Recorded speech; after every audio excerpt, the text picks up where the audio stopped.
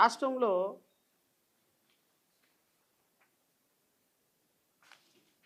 మద్యం అనేది ఒక ఆదాయ మార్గం అన్న విషయం మనందరికీ తెలుసు. ఎంత ఆదాయ మార్గం అంటే అసలు రాష్ట్ర ప్రభుత్వం మద్యం లేకపోతే కూలిపోద్దేమో అన్నంత పరిస్థితుల్లోకి రాష్ట్ర ప్రభుత్వాలు మద్యాన్ని తీసుకొని వచ్చాయి. అయితే ఈ మద్యం ఆదాయ మార్గంగా పరిగణించబడటానికి కారణాలేంటి, దీనికి పరిస్థితులు ఏంటి అనే దాని మీద రాష్ట్ర ప్రజలకి కొంత వివరణ ఇవ్వాల్సినటువంటి బాధ్యత కూడా మా మీద ఉంది. ఆంధ్రప్రదేశ్ రాష్ట్రంలో 2024 జూన్ 11 తర్వాత అధికారంలోకి వచ్చినటువంటి కూటమి ప్రభుత్వం మద్యం మీద ఒక సంచలనమైనటువంటి పాలసీ తీసుకొని వచ్చింది. ఈ పాలసీ ఏంటి అంటే అప్పటి వరకు ఉన్న ప్రభుత్వ వ్యవహారంలో ఉన్న ప్రభుత్వ ఆధీనంలో నడిచేటువంటి ప్రభుత్వ మద్యం దుకాణాలన్నింటినీ కూడా ప్రైవేటు పరం చేసేటువంటి ఒక ఆలోచన. అప్పటి వరకు కొద్ది గొప్ప ప్రభుత్వ దుకాణాల్లో కల్తీ మద్యం అమ్మేటువంటి వ్యవహారం ఉండేది కాదు. కానీ ఈ ప్రభుత్వం వచ్చిన తర్వాత ప్రభుత్వ దుకాణాల నుంచి తీసుకొచ్చి ప్రైవేటు దుకాణాలు పెట్టి ప్రైవేటు దుకాణాలలో కల్తీ మద్యాన్ని అమ్మేటువంటి ఒక ప్రయత్నం చాలా విరివిగా చేయడం స్టార్ట్ చేసింది. నేను 2-3 రోజుల క్రితం గౌరవ ముఖ్యమంత్రి చంద్రబాబు నాయుడు గారి స్పీచ్ చూశాను. ముఖ్యమంత్రి చంద్రబాబు నాయుడు స్పీచ్ చూసిన సందర్భంలో నాకు అర్థమైంది ఏంటి అంటే ఈ రాష్ట్రంలో చంద్రబాబు నాయుడు గారు 3,60,000 70,000 లెక్క ఒకటి చెప్పారు. ఆయన 3,70,000 3,80,000 ఉద్యోగాలు ఇచ్చాము ఈ సంవత్సరం 5 నెలల కాలంలో రాష్ట్ర ప్రభుత్వంలో అని. ఎక్కడెక్కడ ఉద్యోగాలు ఇచ్చారు ఏంటి అంటే ఒక 15,000 ఇన్వాల్యుబుల్గా డిఎస్సి ఉద్యోగాలు, ఇంకో 5,000 6,000 గత ప్రభుత్వంలో జగన్మోహన్ రెడ్డి గారు ఇచ్చినటువంటి నోటిఫికేషన్స్కి సంబంధించి ఇంకో 25,000 ఉద్యోగాలు. ఆ ఇయర్లో నోటిఫికేషన్లు ఇస్తే అవి ఇంకా కంప్లీట్ చేయలేదు. బట్ వీళ్ళు కూడా ఇలా ఖాతాలు వేసుకున్నారు. సరే పోనీ వేసుకున్నారు ఖాతాలు. 3,50,000 ఉద్యోగాలు రమారమి ఉద్యోగాలు ఎంఎస్ఎంఈలో కుటీర పరిశ్రమల్లో ఇచ్చాము అని చెప్పారు. ఎక్కడ కుటీర పరిశ్రమలో ఇచ్చారో ఎవరికి తెలియదు, ఏ కుటీర పరిశ్రమలో ఇచ్చారో ఎవరికి తెలియదు, ఏ ఎంఎస్ఎంఈలో ఇచ్చారో ఎవరికి తెలియదు. వీళ్ళు ఇచ్చిన ఉద్యోగాలు ఎక్కడ అంటే కుటీర పరిశ్రమలో ఎంఎస్ఎంఈలో వర్క్ ఫ్రమ్ హోమ్కు సంబంధించినటువంటి కొన్ని ఉద్యోగాలు, కుటీర పరిశ్రమల్లో ఎంఎస్ఎంఈల్లో అంటే చిన్న స్మాల్ స్కేల్ ఇండస్ట్రీస్లో పనిచేసేటువంటి కంపెనీల్లో ఇచ్చేటువంటి ఉద్యోగాల్లో కుటీర పరిశ్రమలో ఉద్యోగాలు ఇచ్చారు. ఎప్పుడైతే నిన్న లిక్కర కుంభకోణాలు వరుసనే బయటపడుతూ వచ్చాయో అప్పుడు మాలాంటి వాళ్ళకి తెలిసింది ఏంటి అంటే చంద్రబాబు నాయుడు ఇచ్చినటువంటి కుటీర పరిశ్రమల్లో ఉద్యోగాలు ఏంటంటే ఎక్కడికక్కడ మండల స్థాయిల్లో మద్యాన్ని కుటీర పరిశ్రమలాగా తయారు చేయండి. ప్రతి ఎమ్మెల్యే ప్రతి మండల హెడ్ క్వార్టర్స్లో ప్రతి జిల్లా హెడ్ క్వార్టర్స్లో ప్రతి గ్రామంలో ఒక కుటీర పరిశ్రమలాగా మద్యాన్ని తయారు చేసి వాళ్ళ ఎమ్మెల్యేలకి ఆదాయ మార్గంగా బహుశా P4 అంటే ఇదేనేమో నాకు అర్థం కాల.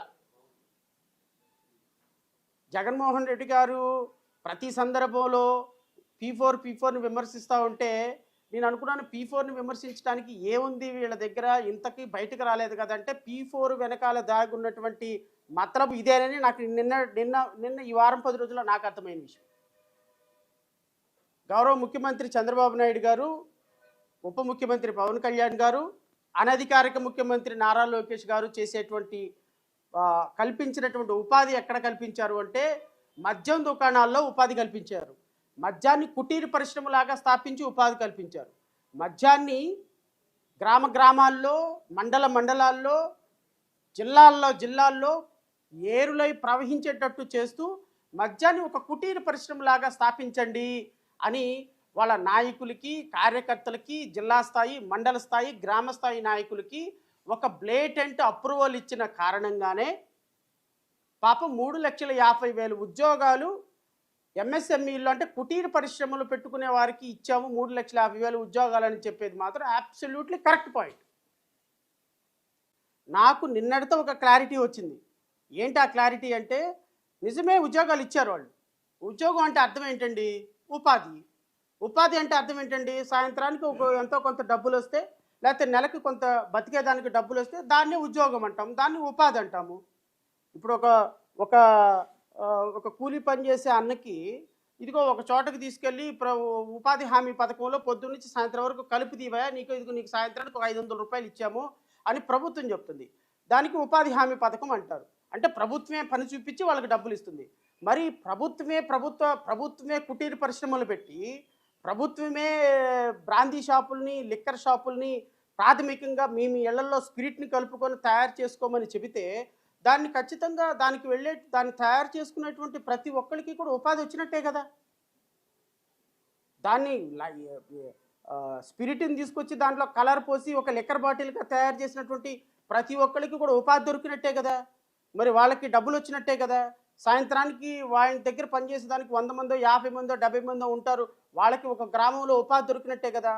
ఈ ఉపాధిని కూడా ఆయన లెక్క వేసి బహుశా 3,50,000 ఉపాధి మందికి ఈ ఉపాధి కల్పించామని చెప్పారేమో నాకైతే తెలీదు గానీ, ఖచ్చితంగా మాత్రం నేను ఈ సందర్భంలో గౌరవ ముఖ్యమంత్రి గారిని ఖచ్చితంగా అభినందించి తీరాలి.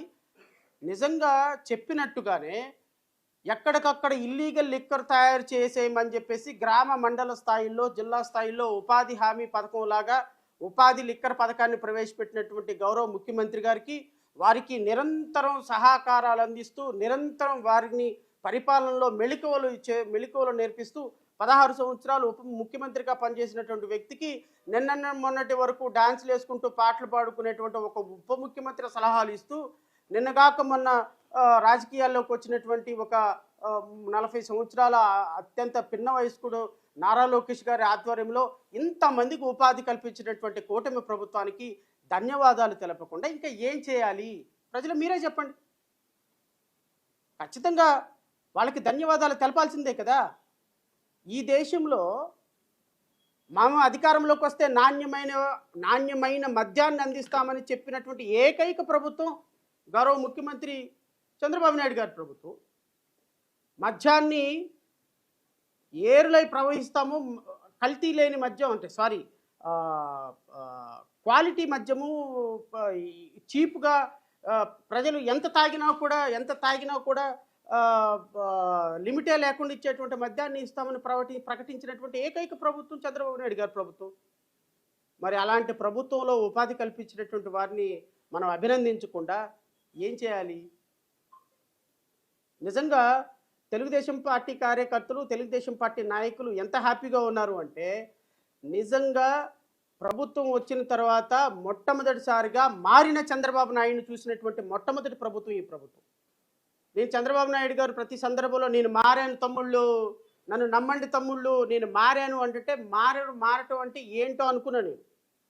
మారటం అంటే ప్రజల్ని ఇబ్బంది పెట్టకుండా, ప్రజలకి సంక్షేమ కార్యక్రమాలు ఇస్తూ, అబద్ధాలు చెప్పకుండా, ప్రజలకు సంబంధించినటువంటి ఉపాధిని అన్ని విధాలుగా వ్యవసాయ పరంగానో, పారిశ్రామిక పరంగానో వృద్ధి చేస్తాడని అనుకుంటే, మారిన చంద్రబాబు నాయుడు ఉపయోగపడుతుంది ఎవరి కోసము అంటే, మారిన చంద్రబాబు నాయుడు ఉపయోగపడుతుంది కార్యకర్తల కోసం, మారిన చంద్రబాబు నాయుడు ఉపయోగపడుతుంది వారి మద్యం వ్యాపారుల కోసం, మారిన చంద్రబాబు నాయుడు ఉపయోగపడుతుంది వారి సామాజిక వర్గం కోసం, మారిన చంద్రబాబు నాయుడు ఉపయోగపడుతుంది దాచుకొని ఎంత తిన్నాము అంటే మనం కాదు, మన తాతలు తండ్రుల తరాలు కూడా తరగనంతగా అమరావతి పేరు చెప్పి కొంత దోచుకున్నాము, మద్యం పేరు చెప్పి దోచుకున్నాము, ఇసుక పేరు చెప్పి దోచుకున్నాము, ఖనిజాల పేరు పెట్టి దోచుకున్నాము, భూముల పేరు పెట్టి దోచుకున్నాము, మెడికల్ కాలేజీల పేరు పెట్టి దోచుకున్నాము, విద్యలో దోచుకున్నాము, వైద్యంలో దోచుకున్నాము, రవాణాలో దోచుకున్నాము, వాట్ నాట్.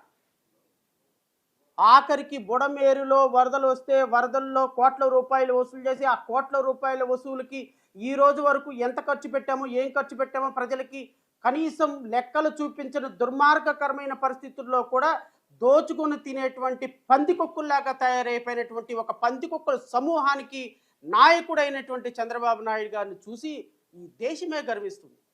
ఎస్, 16 సంవత్సరాలు ముఖ్యమంత్రిని అని చెప్పినటువంటి ప్రభుత్వ అధినేతగా ఉన్నటువంటి ముఖ్యమంత్రి చంద్రబాబు నాయుడు ఆధ్వర్యంలో నడుస్తున్నటువంటి ఈ ప్రభుత్వంలో మీ కార్యకర్తలు, మీ నాయకులు, మీ చెంచాలుగా చెప్పుకునే సామాజిక వర్గంలో ఉన్నటువంటి నాయకులు వేల కోట్ల రూపాయలతోటి నకిలీ మద్యం వ్యాపారం చేస్తుంటే కళ్ళకి గంతలు కట్టుకొని గాంధారీ పరిపాలన చేస్తున్నటువంటి మీలాంటి ముఖ్యమంత్రి ఉన్నప్పుడు ఈ రాష్ట్రంలో రాష్ట్ర ప్రజల పరిస్థితి, రాష్ట్ర ప్రజల్లో ఉన్న పౌరుల పరిస్థితి ఎలా కాకుండా ఎలాగుంటుంది సార్? ఒకసారి ఆలోచించండి. నా రాజ్యం రామరాజ్యం. నా రాజ్యంలో రేపులు చేసినా అడిగేవాళ్ళు లేడు, మర్డర్లు చేస్తే మాట్లాడేవాళ్ళు లేడు. కరెక్టే. ఎందుకు లేరు? ప్రజలు ఎవరు మాట్లాడటంలా.